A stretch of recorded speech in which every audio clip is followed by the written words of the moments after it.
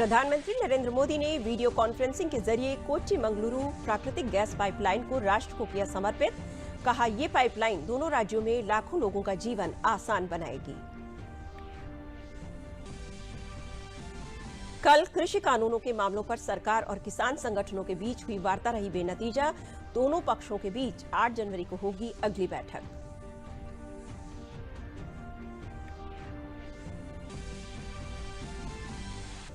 मुरादनगर की घटना पर मुख्यमंत्री ने कड़ी कार्रवाई के दिए निर्देश। दोषियों के खिलाफ लगेगी रासुका। मृतकों के परिवार को 10-10 लाख रुपए देने की घोषणा।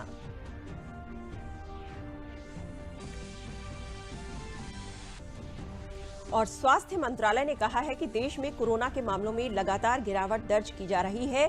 वैक्सीन के आपातकालीन इस्तेमाल की मंजूरी मिलने के 10 दिन के भीतर टीकाकरण का अभियान शुरू किया जा सकता है।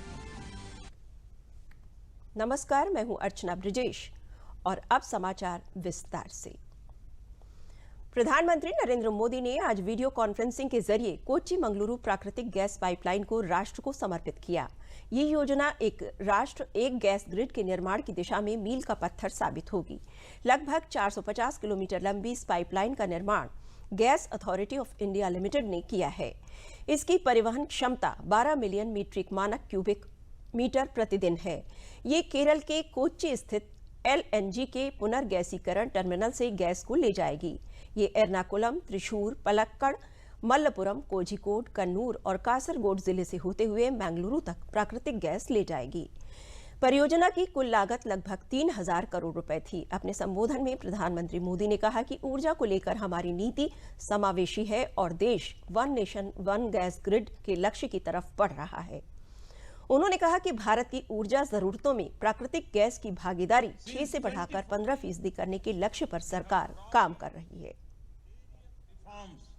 Across the oil and gas sector, these reforms cover exploration and production, natural gas marketing and distribution.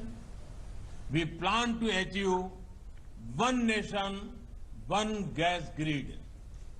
We also want to shift to gas-based economy. The use of natural gas has several environmental benefits. The government is taking policy initiative to increase the share of natural gas in India's energy basket from 6% to 15%. Crores of rupees would be invested in the oil and gas sector in this decade itself. Dedication of this Kochi-Mangaluru natural gas pipeline of GAIL is a part of our journey to move towards one nation, one gas grid. इस मौके पर प्रधानमंत्री नरेंद्र मोदी ने इस pipeline से होने वाले 10 फायदों को भी गिनाया। ये पाइपलाइन दोनों राज्यों में लाखों लोगों के लिए ईज ऑफ लिविंग बढ़ाएगी। दूसरा, ये पाइपलाइन दोनों ही राज्यों के गरीब, मध्यम वर्ग और उद्यमियों का खर्च कम करेगी। तीसरा, ये पाइपलाइन अनेक शहरों में सिटी गैस डिस्ट्रीब्यूशन सिस्टम उसका एक माध्यम बनेगी। चौथा, ये पाइपलाइन अनेक शहरों में CNG आधारित ट्रांसपोर्ट सिस्टम को डेवलप करने का आधार बनेगी। पांचवा, ये पाइपलाइन मैंगलोर केमिकल और फर्टिलाइजर प्लांट को ऊर्जा देगी, कम खर्च में खाद बनाने में मदद करेगी, किसान को मदद होगी। छठा, ये पाइपलाइन मैंगलोर रिफाइनरी और पेट्रोकेमिकल को ऊर्जा देगी, उन्हें स्वच्छ ईंधन देगी। सातवां, ये पाइपलाइन दोनों ही राज्यों में प्रदूषण कम करने में बड़ी भूमिका निभाएगी। गाजियाबाद के मुरादनगर की घटना को लेकर मुख्यमंत्री योगी आदित्यनाथ ने कड़ा संदेश दिया है। मुख्यमंत्री ने घटना के लिए जिम्मेदार इंजीनियर और ठेकेदार के खिलाफ जिला प्रशासन को रासुका लगाने के निर्देश दिए हैं। यही नहीं, पूरे नुकसान की वसूली दोषी इंजीनियर और ठेकेदार से करने के स्पष्ट आदेश दिए हैं, जिससे आने वाले समय में भ्रष्टाचार की ऐसी गलती दोबारा न हो। ठेकेदार को ब्लैक लिस्टेड करने के साथ डीएम और कमिश्नर को नोटिस जारी करते हुए उनसे स्पष्टीकरण मांगा गया है कि 50 लाख से अधिक कामों के भौतिक सत्यापन के निर्देश के बावजूद इस कार्य का भौतिक सत्यापन क्यों नहीं किया गया। मुख्यमंत्री के द्वारा मृतक परिवारों के आश्रितों को 10-10 लाख रुपए की आर्थिक सहायता देने तथा जिन परिवारों के पास आवास नहीं है उन्हें आवासीय सुविधा मुहैया कराने के निर्देश भी दिए गए। उत्तर प्रदेश में होने वाले पंचायत चुनावों को लेकर भारतीय जनता पार्टी लगातार बैठक कर रही है। लखनऊ में कल देर रात पार्टी कार्यालय में आयोजित बैठक में पार्टी के पदाधिकारियों के साथ साथ मुख्यमंत्री योगी आदित्यनाथ और दोनों उप मुख्यमंत्री भी शामिल हुए। सरकार और संगठन के बीच हुई बैठक में पंचायत चुनाव को लेकर चर्चा की गई। बैठक में संगठन की ओर से प्रदेश प्रभारी राधा मोहन सिंह और प्रदेश के संगठन मंत्री सुनील बंसल समेत प्रदेश अध्यक्ष स्वतंत्र देव सिंह भी मौजूद रहे। भारतीय जनता पार्टी पंचायत चुनाव में अपने चुनाव सिंबल पर चुनाव मैदान में उतरेगी। पार्टी की जीत सुनिश्चित करने के लिए लगातार बैठकों का दौर जारी है। बैठक देर रात तक चली। बैठक में अन्य मुद्दों पर भी चर्चा की गई। स्वास्थ्य मंत्रालय ने कहा है कि देश में कोरोना के मामलों में लगातार गिरावट दर्ज की जा रही है। केंद्रीय स्वास्थ्य सचिव राजेश भूषण ने बताया है कि 6 महीने के बाद सक्रिय मामले 2,50,000 से कम हो गए हैं। पिछले 11 दिनों से कोरोना में रोज 300 से कम लोगों की मौत हो रही है।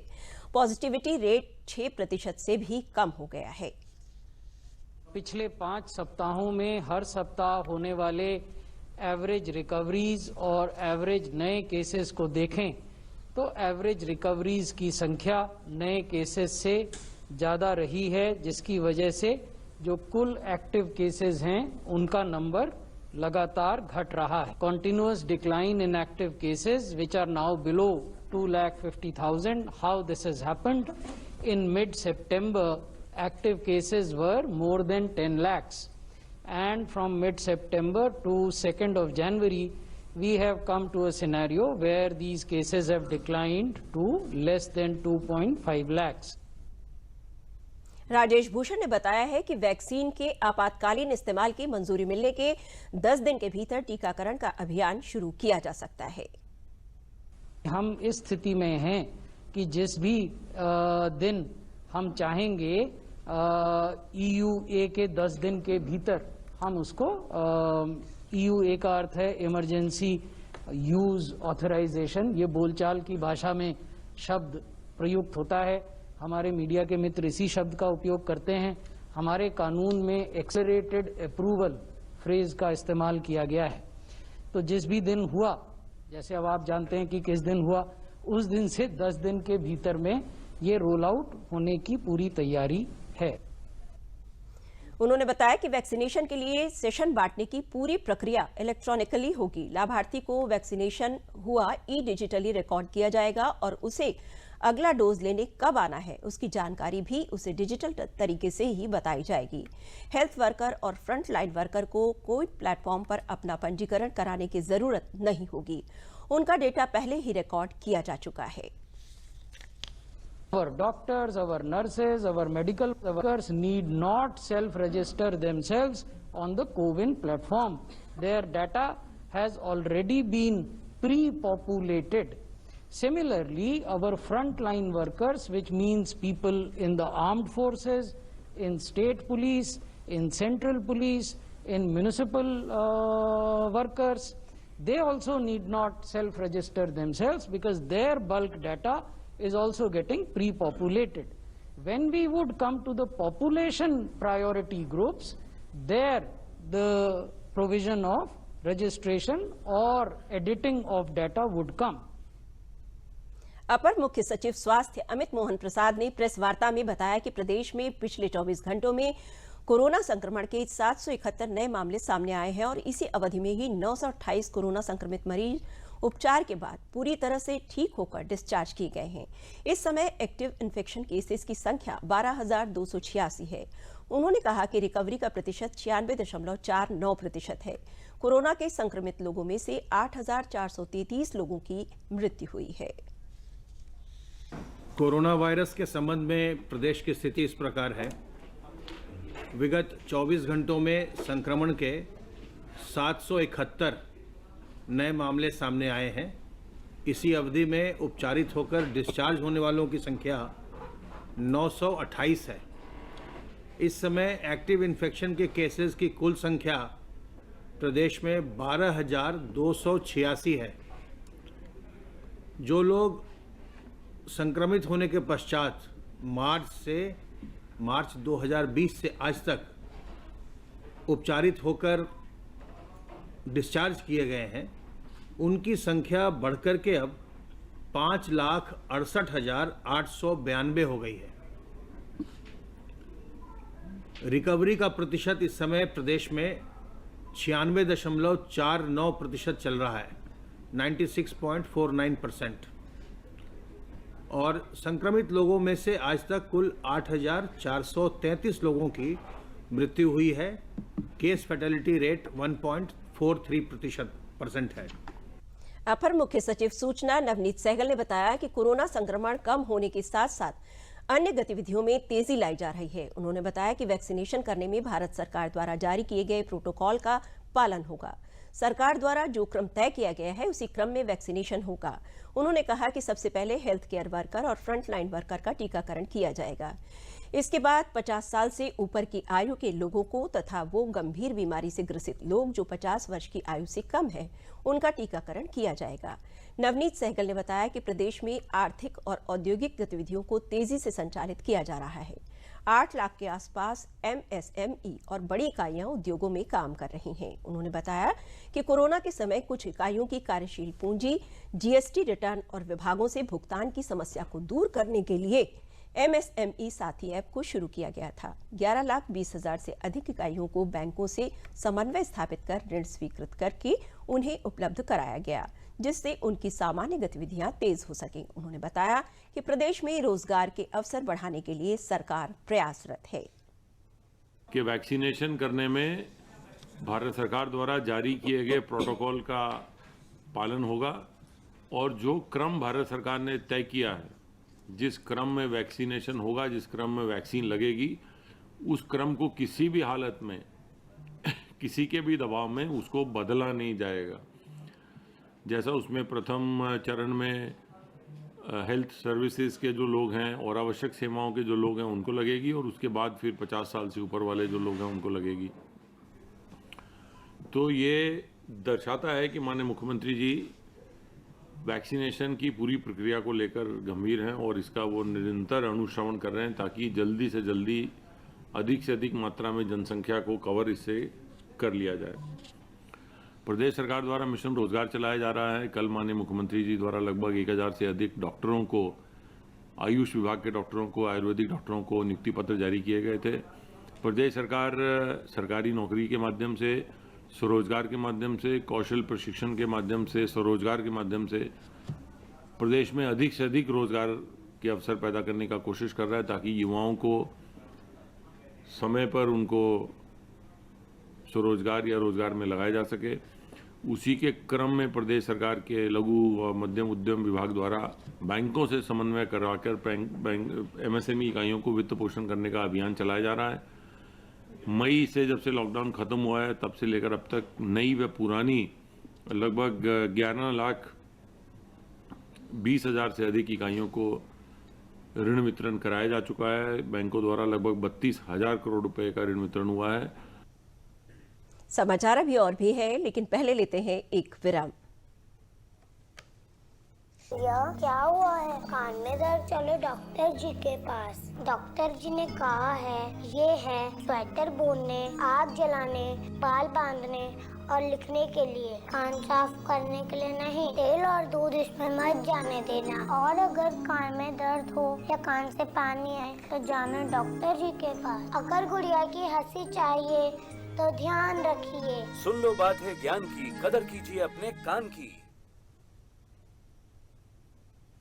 कन्नौज जिले में कोविड वैक्सीन को लेकर आज 6 जगहों पर मॉक ड्रिल की शुरुआत स्वास्थ्य विभाग और जिला प्रशासन की कड़ी निगरानी के बीच शुरू हुई। शासन के निर्देश पर जिले में 6 केंद्रों पर टीकाकरण का पूर्वाभ्यास किया गया। इस दौरान डीएमएसपी ने केंद्रों पर जाकर निरीक्षण कर व्यवस्थाओं को परखा। जिले में पहले चरण में 6,715 लोगों को कोरोना वैक्सीन लगाई जाएगी। इस दौरान 25-25 लोगों को वैक्सीनेशन करके मॉक ड्रिल किया गया। वैक्सीन लगने वाले व्यक्ति का सबसे पहले तापमान चेक किया गया, उसके बाद उसका बीपी नापा गया। फिर पोर्टल से लाभार्थी की डिटेल चेक की गई। उसके बाद कोविड वैक्सीन लगाने का रिहर्सल किया गया। वैक्सीनेशन के बाद 30 मिनट तक ऑब्जर्वर रूम में रखा गया। साथ ही वैक्सीन लगवाने वाले लाभार्थी को बताया गया कि वैक्सीन के कितने डोज और कब लगेंगे। साथ ही दूसरे डोज की जानकारी मैसेज से मिलने की जानकारी भी दी गई।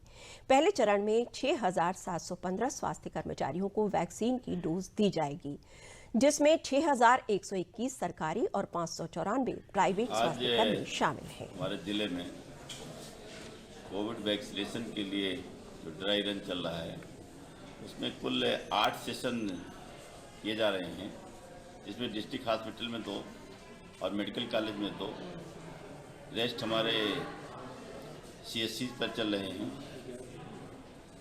तो ये ड्राई रन की जो व्यवस्थाएं की गई हैं, उसी व्यवस्था को देखने हम और कप्तान साहब निकले थे कि जो प्रोटोकॉल है उसको प्रॉपर फॉलो किया जा रहा है, उसी के हिसाब से सारी कार्रवाइयाँ चल रही हैं। तो इसमें सारी व्यवस्थाएं ठीक हैं, उसी के हिसाब से सारी कार्रवाई हो रही है कि जो भी हमारे लोग आ रहे हैं गेट पर, उनकी एंट्री के समय हमारे जो पुलिस के कर्मी लगे हैं वो चेक कर रहे हैं, उनकी ID देख रहे हैं। दूसरे जब वो आते हैं अपने फॉर्म भरते हैं, फिर रजिस्ट्रेशन काउंटर पर आ रहे हैं, वहाँ उनका ऑनलाइन रजिस्ट्रेशन किया जाता है। फिर इनका वैक्सीनेशन होता है। वैक्सीनेशन के बाद इनको ऑब्जर्वेशन में आधे घंटे रखा जाता है। तो सारी व्यवस्थाएं की गई हैं और आगे जब भी वैक्सीनेशन की प्रॉपर कार्रवाई शुरू होगी तो हम लोग इसको अच्छे से कराएंगे। कोरोना वायरस टीकाकरण के तहत सोनभद्र जिले के ग्रामीण और नगरीय अंचलों के कुल 6 स्थानों पर टीकाकरण का पूर्वाभ्यास किया गया। टीकाकरण केंद्रों पर वैक्सीन और उनके लगाने के तरीके तथा उससे होने वाले किसी भी प्रकार की दिक्कत से निपटने की भी तैयारी की गई है। इस मॉक ड्रिल का नाटकीय रूपांतरण करते हुए टीकाकरण केंद्रों पर स्वास्थ्य कर्मियों को प्रशिक्षण भी दिया गया। सुदूर ग्रामीण अंचल में स्थित चित्रा स्वास्थ्य केंद्र पर इस ड्राई रन की जानकारी देते हुए प्रभारी अधीक्षक डॉक्टर रोहित कुमार ने बताया कि किस तरह हेल्थ वर्करों को टीका लगाया जाना है और कौन कौन सी सावधानियां बरती जानी है, इसका पूर्वाभ्यास किया गया।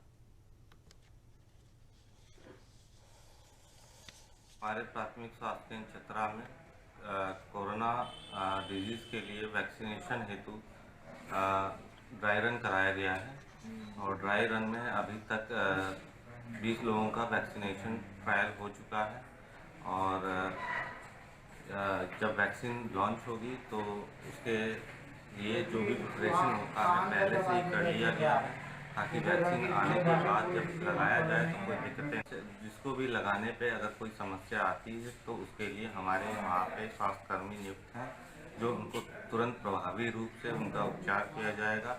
अगर यहाँ उपचार संभव होगा तो यहाँ पे किया जाएगा, नहीं तो उनको सरकारी 108, 102 के थ्रू जिला अस्पताल भेजा जाएगा जहाँ पर उनका उपचार किया जा सके। बदायूं में कोविड वैक्सीनेशन से पहले डीएम कुमार प्रशांत की मौजूदगी में 6 जगह ड्राई रन की शुरुआत आज की गई, जिसमें जिले के कई स्वास्थ्य कर्मियों को कोविड वायरस की वैक्सीन का ट्रायल के तौर पर टीका लगाकर ड्राई रन किया गया।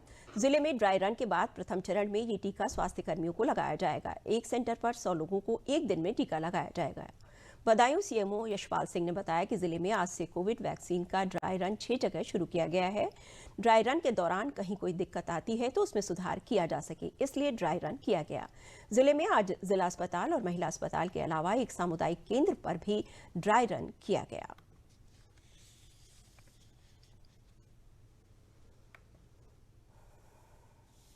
हमारे यहाँ 6 जगह ड्राई रन चला है, इसमें 3 जगह जो है शहर में है और 3 जो है हमारे देहात में। सभी जगह एक ड्राई रन इसलिए है कि जो हमारे यहाँ टीकाकरण आगे आने वाले चरणों में होगा, उसमें अगर हमारी तैयारियों में कोई कमी है तो उसको हम सुधार लें और उसको ठीक कर लें। तो 6 की 6 जगह हमारा जो था, बीच में पोर्टल में कहीं कहीं एक जो जगह दिक्कत आई थी, उसके बाद सब सुचारू रूप से चल रहा है और सभी सेंटर पर जो हमारे 12 वैक्सीनेशन पॉइंट बने हैं उस पर हमारा जो है ये ड्राई रन है ये सफल रहा है। कोविड वैक्सीनेशन के लिए आज बहराइच जिले के 6 चिकित्सा केंद्रों पर ड्राई रन मॉक ड्रिल का सफलतापूर्वक संपन्न किया गया है। इस मॉक ड्रिल का संचालन जिला चिकित्सालय में जिलाधिकारी शंभू कुमार के साथ मुख्य चिकित्सा अधिकारी एवं मुख्य चिकित्सा अधीक्षक तथा प्रिंसिपल मेडिकल कॉलेज एवं अपर पुलिस अधीक्षक नगर सहित चिकित्साकर्मी मौजूद रहे। कोविड वैक्सीनेशन ड्राई रन का आयोजन जनपद के मेडिकल कॉलेज, जिला अस्पताल सहित सामुदायिक स्वास्थ्य केंद्र जरवल, स्लारगंज, महसी, फखरपुर बीमारी है उसको लेके हम लोगों ने तमाम प्रयास किए उसके रोकथाम के लिए। अब सरकार ने वैक्सीनेशन ड्राइव स्टार्ट करने के लिए पूरी तैयारी करने के निर्देश दिए हैं और इसको लेके हम लोगों ने वैक्सीनेशन को कहाँ स्टोर किया जाना है और किस तरीके से उसको वैक्सीनेशन को हम जो लोग हमारे आएंगे चिन्हित लोग उनको किस तरीके से वैक्सीन दिया जाएगा, इन सारी चीज़ों का प्रोटोकॉल के अनुसार से आज हम लोगों ने पूर्वाभ्यास किया है, ड्राई रन किया है और इसमें लगभग 6 जगहों पे हमारा पूर्वाभ्यास चल रहा है, ड्राई रन चल रहा है। 3 ग्रामीण क्षेत्र में और 3 शहरी क्षेत्र में जो हमारे सेंटर होंगे वैक्सीनेशन के, उसका पूर्वाभ्यास चल रहा है क्योंकि बहुत ही सावधानी से, बहुत ही अच्छी तरीके से हम वैक्सीनेशन देंगे और जहाँ तक अभी तक हम लोग को ट्रेनिंग दिया गया है और निर्देश दिए गए हैं उसमें वैक्सीनेशन हमारा सेफ है, वैक्सीन पूरी तरीके से सेफ है। लेकिन प्रोटोकॉल के लिए वहाँ पे जो भी व्यक्ति आएगा उसकी चेकिंग होगी, उस सैनिटाइजेशन होगा और उसके बाद जो है उनको वैक्सीन दिया जाएगा और 30 मिनट तक उनको ऑब्जर्वेशन में रखा जाएगा और उसके बाद जो है उनको सेकेंड डोज की जो 28 दिन बाद सेकेंड डोज देने की बात होती है उसके बारे में उनको सूचना दी जाएगी। समाचार अभी और भी हैं, लेकिन पहले लेते हैं एक विराम।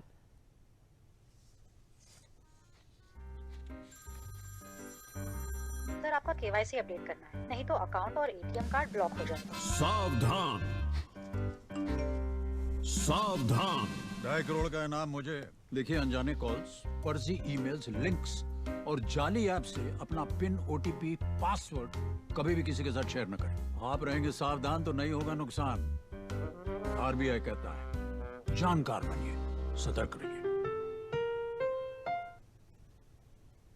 रामनगरी अयोध्या में भव्य मंदिर निर्माण का कार्य शुरू होने के साथ ही श्रद्धालुओं के लिए बड़ी सुविधा ट्रस्ट ने दी है, जिसमें अब श्रद्धालु भी श्री राम जन्मभूमि परिसर के अस्थायी मंदिर में विराजमान भगवान श्री रामलला की आरती में शामिल हो सकेंगे।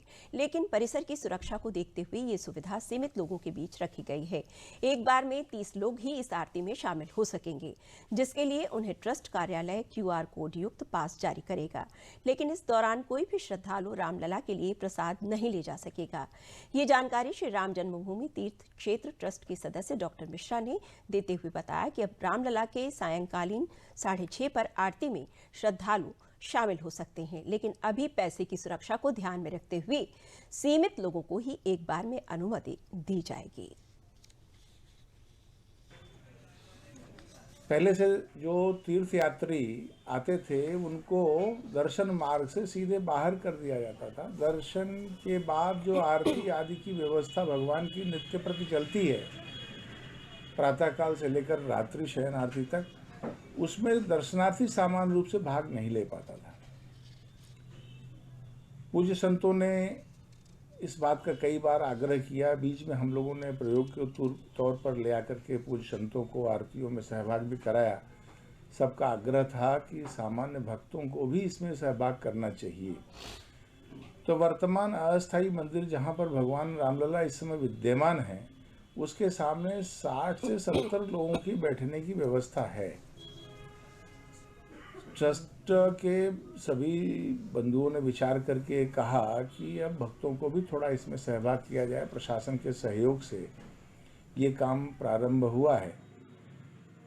सायंकाल की आरती से प्रयोग के रूप में हमने शुरू किया है। ऐसे कोरोना को देखते हुए 30 ऐसे राम भक्तों को इस प्रकार के पास दिए जा रहे हैं, जो उसमें सायंकाल 6 बजे तक संध्या आरती के समय उसमें उपस्थित होंगे, आरती में भाग लेंगे और पुनः क्रॉसिंग 2 से वापस आ सकेंगे। उनको रुकने की व्यवस्था रहेगी आरती में भाग ले। विश्व का सबसे बड़ा मेला, अपने देश और प्रदेश का सबसे बड़ा आबादी और क्षेत्रफल का माघ मेला मकर संक्रांति पर्व से प्रारंभ होने जा रहा है। प्रदेश सरकार द्वारा कोविड-19 के नियमों का पालन करते हुए सभी सुविधाओं से पूर्ण इस बार के माघ मेले की पूरी तैयारियां कर ली गई हैं। तीर्थराज प्रयाग में शुरू होने जा रहे मेले की शासन और प्रशासन ने पूरी तैयारी कर ली है। मेला अधिकारी विवेक चतुर्वेदी ने बताया कि इस बार मेले को 5 सेक्टरों में बांटा गया है। आवागमन के लिए 5 पांटून पुल बनाए गए हैं, 3 पुल शुरू हो गए हैं और 2 पुल 7 तारीख तक शुरू हो जाएंगे। स्नान घाटों का विस्तार किया गया है।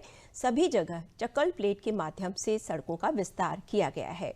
लाइट की पूरी व्यवस्था लगभग कर ली गई है। स्वास्थ्य को लेकर कोविड-19 को देखते हुए स्वास्थ्य विभाग की टीमों को लगाया गया है।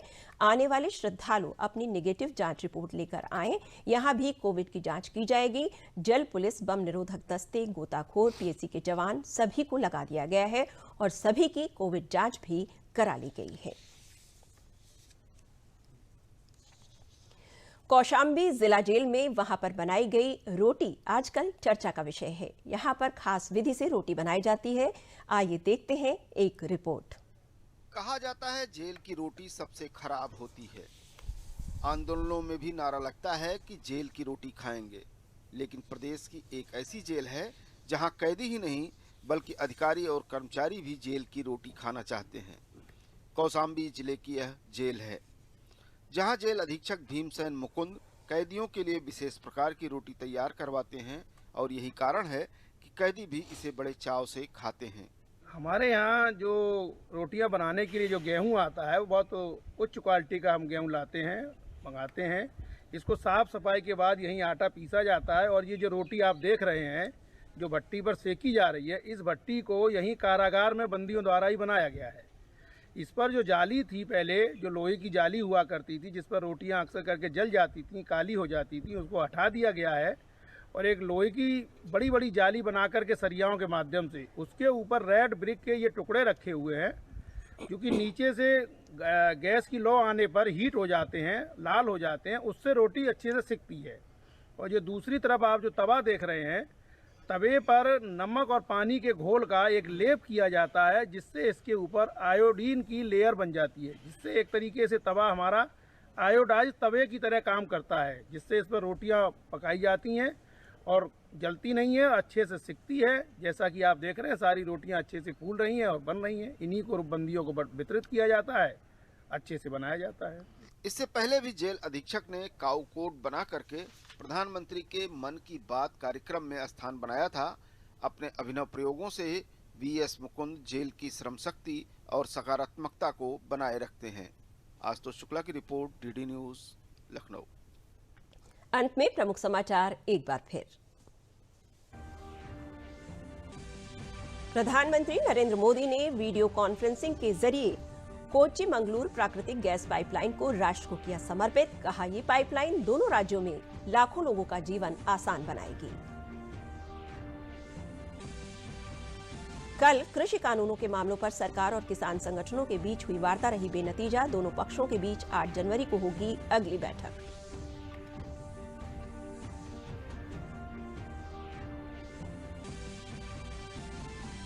मुरादनगर की घटना पर मुख्यमंत्री ने कड़ी कार्रवाई के दिए निर्देश। दोषियों के खिलाफ लगेगी रासुका। मृतकों के परिवार को 10-10 लाख रुपए देने की घोषणा।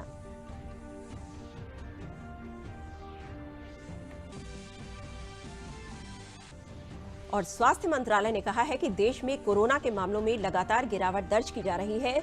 वैक्सीन के आपातकालीन इस्तेमाल की मंजूरी मिलने के 10 दिन के भीतर टीकाकरण का अभियान शुरू किया जा सकता है। इसी के साथ समाचार समाप्त हुए। नमस्कार।